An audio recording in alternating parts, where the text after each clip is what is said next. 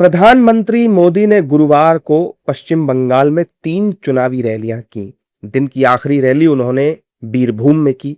इस दौरान पीएम मोदी ने कहा कि हम ऐसा समाज देखना चाहते हैं जहां हर कोई भय से मुक्त हो।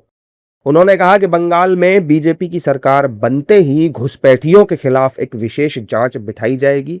घुसपैठियों के मददगार भी बच नहीं पाएंगे। घुसपैठ के मददगार लोगों के खिलाफ एक विशेष जांच बिठाई जाएगी।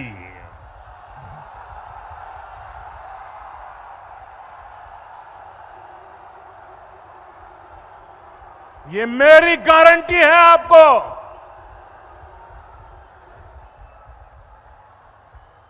घुसपैठियों के हर मददगार को, चाहे वो कितना ही ताकतवर क्यों न हो, उसकी पहचान की जाएगी।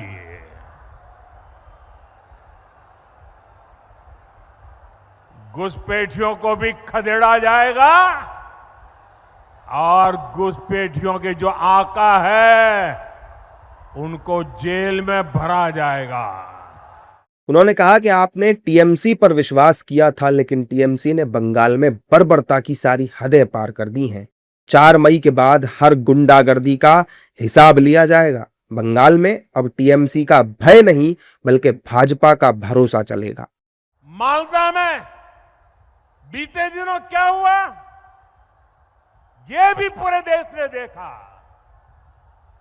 एसआईआर के काम में लगे जो न्यायाधीश है उनको तक बंधक बना लिया गया।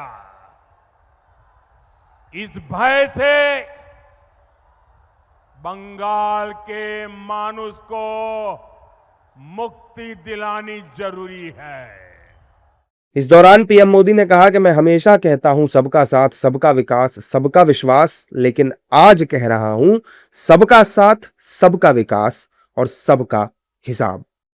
आपने हमेशा मेरे मुंह से सुना होगा, सबका साथ, सबका विकास। सुना है ना? सबका साथ, सबका विकास सुना है ना?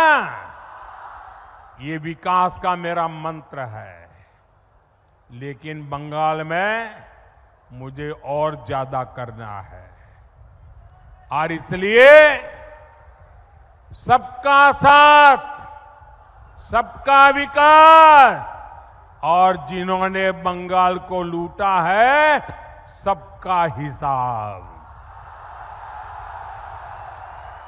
ये मोदी इनको छोड़ने वाला नहीं है, चुन चुन करके हिसाब मांगेगा।